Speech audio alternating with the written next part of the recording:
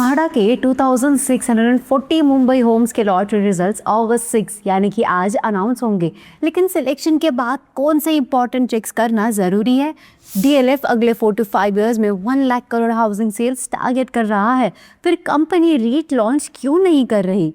Welcome back to reality check by nobrokerage.com, जहाँ पे हम रियल एस्टेट हेडलाइंस के नंबर्स, बिजनेस लॉजिक और मार्केट इम्पैक्ट को सिंपल लैंग्वेज में डिकोड करते हैं। वीडियो अगर यूजफुल लगे तो लाइक करिए और चैनल को सब्सक्राइब करिए। Now let's begin with today's reality check. MHADA Mumbai board के 2640 होम्स के लॉटरी रिजल्ट्स अगस्त 6 यानी कि आज दोपहर 12 बजे अनाउंस होंगे। कंप्यूटराइज्ड ड्रॉ बांद्रा में कंडक्ट होगा और यूट्यूब पर लाइव स्ट्रीम किया जाएगा। अब इस लॉटरी के लिए 97,613 एप्लीकेशंस रिसीव हुई है, जिनमें 69,526 एप्लीकेशंस ने ईएमडी सबमिट किया है। टोटल होम्स में 1,762 फ्लैट्स यानी कि अप्रॉक्सीमेटली 66% यूनिट्स अभी अंडर कंस्ट्रक्शन है। ये होम्स विक्रोली, गोरेगांव, बोरीवली, चेंबूर, बांद्रा, वडाला, पवई और दादर जैसे लोकेशंस में अवेलेबल है और prices 29 lakh plus EWS home से 6.82 करोड़ एचआईजी अपार्टमेंट तक है। लेकिन सिलेक्शन होने के बाद सक्सेसफुल एप्लीकेंट्स को सबसे पहले क्या चेक करना चाहिए? सिलेक्शन के बाद income eligibility, allotment documents, complete payment schedule, construction status और पोजीशन टाइमलाइन वेरीफाई करना जरूरी है। प्रैक्टिकल टेकअवे सिंपल है। लॉटरी रिजल्ट के साथ प्रॉपर्टी की फाइनल कॉस्ट और डिलीवरी स्टेटस भी केयरफुली चेक करें। म्हाडा लॉटरी में सिलेक्शन इंपॉर्टेंट है, लेकिन allotment letter, payment conditions, eligibility documents और पोजीशन स्टेटस समझना भी इक्वली नेसेसरी है।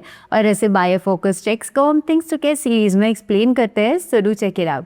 डीएलएफ 4 to 5 इयर्स में 1 लाख करोड़ की रेसिडेंशियल सेल्स जनरेट करने का टारगेट रखा है। इसका एनुअल एवरेज नियरली 20,000 करोड़ बनता है और कंपनी का मेन फोकस लग्जरी और सुपर लग्जरी हाउसिंग प्रोजेक्ट्स पर रहेगा।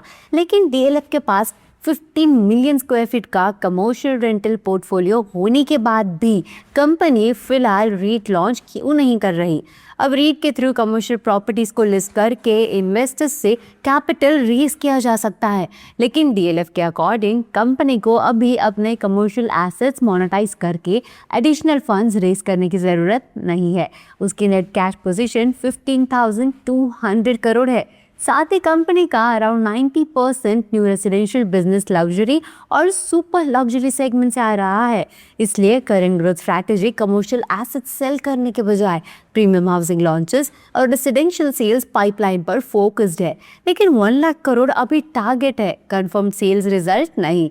Actual performance project launches, execution, pricing और बायर डिमांड पर डिपेंड करेगी।